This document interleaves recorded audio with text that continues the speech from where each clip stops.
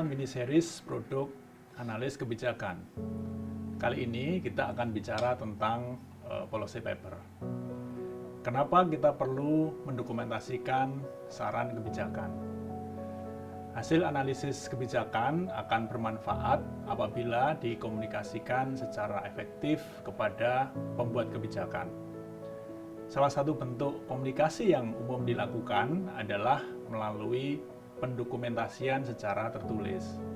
Namun, untuk dapat menyampaikan saran kebijakan secara efektif, kemampuan menulis saja tidaklah cukup. Analis kebijakan harus dapat memahami kebutuhan dan karakteristik audiens atau pembuat kebijakan. Misalnya, memahami masalah publik, apa yang sedang menjadi pemikiran pembuat kebijakan, cara penyajian data yang menjadi preferensi pembuat kebijakan, seperti data statistik serial atau data gambar, foto, atau data kisah sukses di tempat lain, atau best practice gitu ya. Dokumen saran kebijakan dapat menjadi alat untuk berbagi tujuan dalam proses kebijakan. Dokumen saran kebijakan seperti policy brief atau policy paper tidak hanya digunakan untuk menyampaikan saran kebijakan bagi para pengambil keputusan, namun juga dapat disebarluaskan kepada komunitas kebijakan lain dalam rangka menyampaikan informasi dan mempersuasi komunitas tersebut.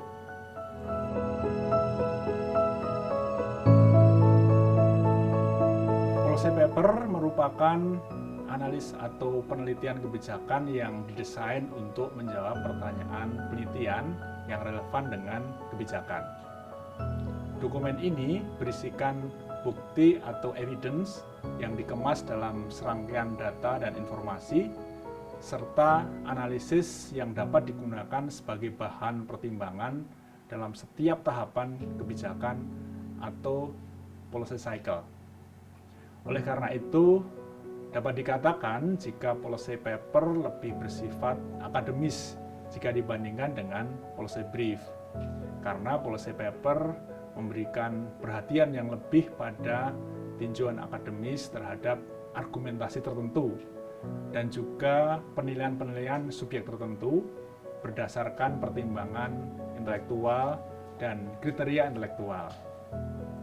Nah, berbeda dengan policy brief, pengguna atau target audience dari policy paper tidak hanya para pembuat kebijakan, tetapi juga akademisi, yakni stakeholder yang berasal dari institusi pendidikan tinggi, peneliti, masyarakat akademik, atau pemerhati kebijakan.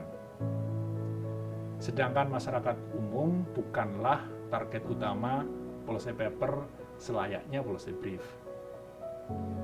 Policy paper sebagai salah satu bentuk dokumen kebijakan tentu dapat digunakan sebagai saran kebijakan dalam setiap tahapan kebijakan publik.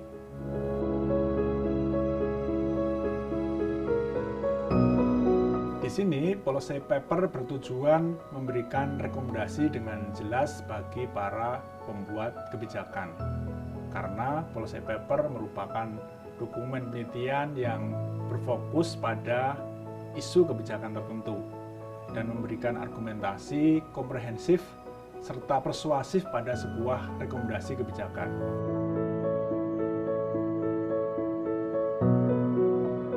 Sebagai dokumen analisis kebijakan, berikut kriteria policy paper yang baik. Pertama, memberikan definisi dan merinci isu kebijakan penting dalam kerangka kerja kebijakan saat ini yang perlu dijawab. Kemudian yang kedua, memberikan garis besar cara-cara yang dapat dilakukan atau kebijakan alternatif untuk menjawab isu tersebut. Kemudian ketiga, memberikan evaluasi mengenai hasil yang mungkin diperoleh dari pilihan-pilihan tersebut berdasarkan kerangka kerja analisis yang telah digariskan dan bukti dari kerangka kerja kebijakan saat ini. Kemudian yang keempat, memilih alternatif yang lebih disukai atau rekomendasi kebijakan dan memberi penjelasan serta alasan kuat mengapa pilihan tersebut adalah pilihan kebijakan yang terbaik. Kemudian yang kelima, berfokus pada rekomendasi dan analisis isu-isu kebijakan yang dapat mencakup banyak variabel atau faktor yang kompleks. Kemudian keenam, debat mengenai teori dan hasil penelitian kebijakan. Serta selanjutnya, ketujuh, menggunakan terminologi yang dipergunakan dalam ilmu-ilmu sains yang terkait dengan isu publik yang dibahas. Dapat sangat teknis dan akademis dalam hal ini. Kemudian yang kedelapan, ini dapat didukung oleh penelitian primer. Dan yang terakhir, 9, jumlah halaman kurang lebih 60 halaman.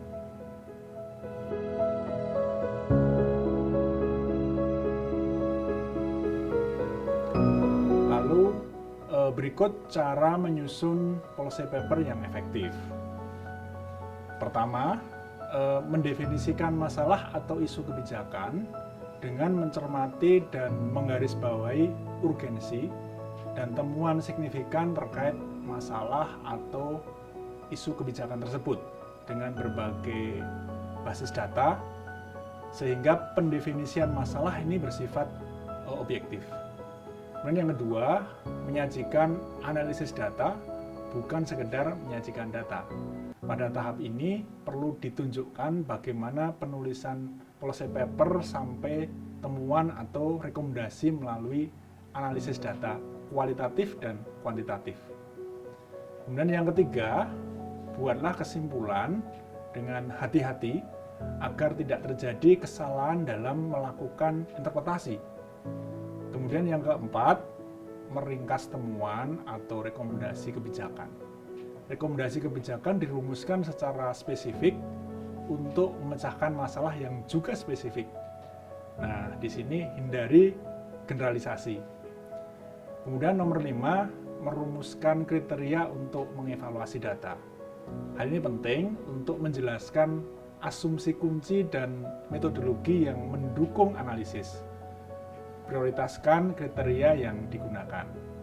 Kemudian yang keenam, dalam rekomendasi kebijakan sebaiknya disertai dengan pengembangan teori perubahan dan menganalisis opsi-opsi serta trade-off-nya. Kemudian yang ketujuh, data dikumpulkan berdasarkan metodologi ilmiah dan juga dilakukan validasi tentu saja. Kedelapan, identifikasi pendapat yang pro dan kontra, serta menseleksi yang patut dimunculkan.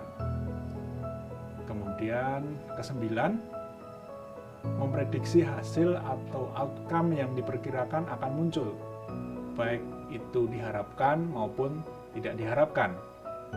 Dan yang ke-10, merumuskan langkah mitigasi atas hasil atau outcome kebijakan yang tidak diharapkan.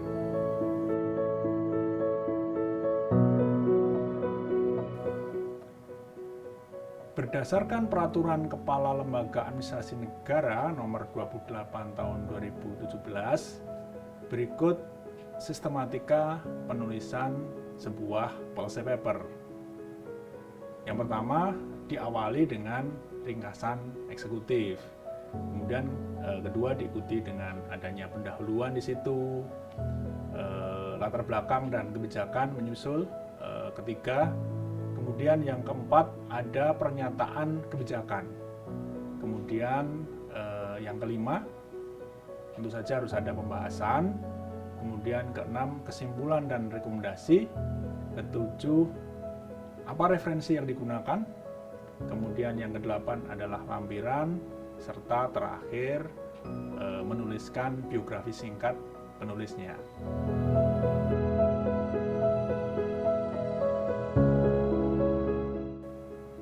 Nah, berikutnya, agar policy paper yang disusun memiliki dampak optimal, maka perlu dilakukan langkah-langkah sebagai berikut, yaitu yang pertama, susunlah policy paper yang mengangkat isu penting dan menarik bagi stakeholders dan para pembuat kebijakan. Kemudian yang kedua, policy paper yang disusun harus dapat memberikan rekomendasi dan solusi yang meyakinkan bagi para pembuat kebijakan. Kemudian yang ketiga, bagikan policy paper yang telah disusun pada acara-acara yang penting seperti seminar misalnya yang berkaitan dengan topik yang diangkat di dalam policy paper tersebut.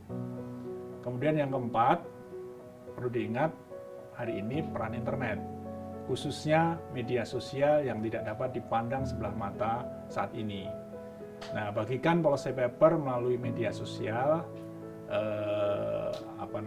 instansi atau knowledge management system instansi agar dapat menjangkau sebanyak mungkin stakeholders terkait. Kemudian yang kelima, sering dibutuhkan pendekatan langsung kepada para pembuat kebijakan yang sesuai dan ditargetkan dalam policy paper. Lakukan pendekatan atau advokasi langsung kepada mereka. Namun, pastikan sekali lagi bahwa policy paper yang disusun telah dibuat semenarik mungkin dan memiliki rekomendasi kebijakan yang tajam sehingga mampu menjadi solusi bagi permasalahan yang ada. Nah, itulah saudara-saudara bagaimana kita sebagai seorang analis kebijakan itu mampu membuat policy paper yang baik, yang menarik. Tentu saja pada akhirnya yang paling penting apa yang Anda sarankan akan diterima oleh pembuat kebijakan, kemudian akan digunakan sebagai dasar untuk menyusun, memformulasikan, dan memutuskan sebuah kebijakan publik.